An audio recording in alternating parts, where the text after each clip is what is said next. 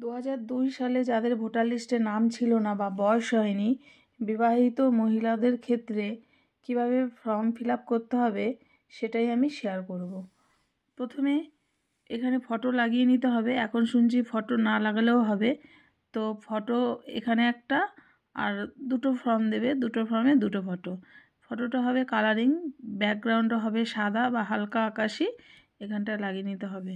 তারপরে এখানে দিতে হবে জন্ম তারিখ। এখানে নির্বাচকের নাম দেয়াই থাকবে, এখানে আর নাম লিখতে হবে না। এখানে জন্ম তারিখ দেয়া আছে, এখানে জন্ম তারিখ লিখতে হবে।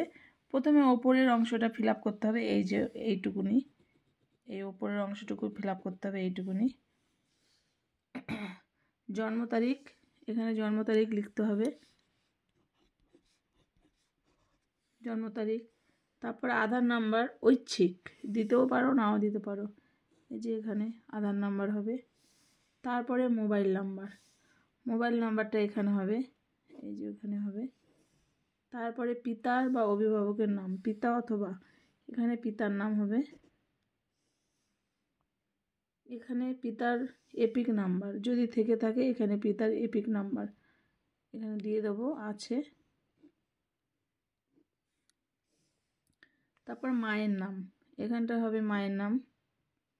তারপরে এখানটায় এই যে মায়ের এপিক নম্বর যদি থাকে, মায়ের এপিক নাম্বারটা এখানে দিয়ে দিতে হবে।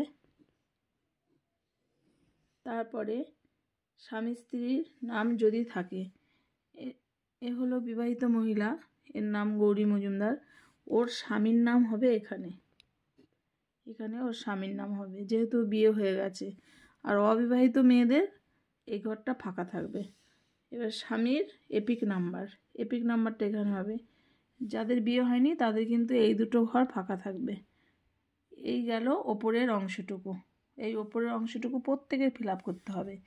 এবার আসি এইখানটায়, এখানে 2002 সালে যাদের নাম ছিল না বা বয়স হয়নি তাদের কিন্তু এই বাঁদিকের ঘরটা ফিল আপ করবো না, কেটে দেবো না, কাটতেও হবে না, কিছুই করতে হবে না, ফাঁকা থাকবে। আমি বোঝানোর জন্য কেটে দিলাম, আমি এই দিকটা ফিল আপ করবো না, এটা ফাঁকাই থাকবে। আমি এই দিকটা, এর ডান সাইডটা আমি ফিল আপ করবো।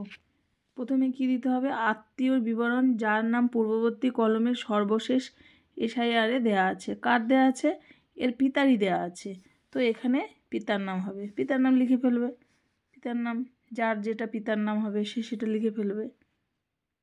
এখানে পিতার নাম গোষ্ঠ মজুমদার লেখা হলো। এবার তার এপিক নাম্বার যদি থাকে, অবশ্যই আছে, এখানে দিয়ে দিতে হবে। তারপরে আত্মীয়র নাম, আত্মীয়র নাম হবে এই গোষ্ঠ মজুমদারের বাবা, অর্থাৎ এর ঠাকুরদাদার নাম হবে, এখানে লিখে ফেলবো তারিণী মজুমদার। এই যে তারিণী মজুমদার লিখে ফেললাম। সম্পর্ক মানে এই তারিণী মজুমদার গোষ্ঠ মজুমদারের কি হয়, তারিণী মজুমদার গোষ্ঠ মজুমদারের পিতা হয়, অর্থাৎ ফাদার লিখতে হবে এখানে, FATHE আর ফাদার। এখানে কিন্তু প্রত্যেকেই, মানে প্রত্যেকে না, অনেকেই গণ্ডগোল করে ফেলছে যে সম্পর্কটা কি হবে। সম্পর্কটা হবে এই যে নাম আছে, এই নামের সাথে এখানে এই আত্মীয় ইনি কে হয়, এই নামের সাথে এই আত্মীয় ইনি এর বাবা হয়। তারিণী মিদ্যা গোষ্ঠ মজুমদারের, তারিণী মজুমদার গোষ্ঠ মজুমদারের বাবা হয়। এবার লিখব জেলা, তখন ছিল বারডোয়ান।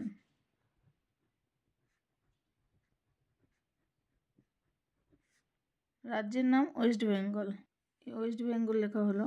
এবার বিধানসভা ক্ষেত্রের নাম, বিধানসভা ক্ষেত্রের নাম 276 কানলা, বিধানসভা ক্ষেত্রের নাম 276, অংশ নম্বর 129, ক্রমিক সংখ্যা 383, যার যেটা আছে সেরকম। আর এখানে ক্যান্ডিডেটের সই করতে হবে, যার ফর্ম সে সই করবে। সে যদি বাড়ি না থাকে, বাড়ির হয়ে অন্য কোনো সাবালক সদস্য সই করে দিতে পারে, তারপরে তারিখ উল্লেখ করে দেবে। আর অন্য কেউ যদি সই করে তাহলে তার আত্মীয়তার ধরন, মানে সে সম্পর্কে কে হয় সেটা লিখে দিতে হবে, তারপরে এখানে বিএলও সই করবে। তো এইভাবে ফর্মটি ফিল আপ করলাম আমি একদম সঠিকভাবে। আশা করি আপনাদের অনেকটা উপকার হবে। আমি এইখানে এই নামগুলো একবার লিখে দিই, এই যে আমি নামগুলো লিখে দিয়েছি। নির্বাচকের এই যে পিতার নাম গোষ্ঠ মজুমদার, এখানে এপিক নাম্বার হবে, মায়ের নাম বিমলা মজুমদার, স্বামীর নাম সুব্রত ব্যাপারী, লিখে দিয়েছি। তো ফর্মটি এইভাবে ফিল আপ হবে। Thank you.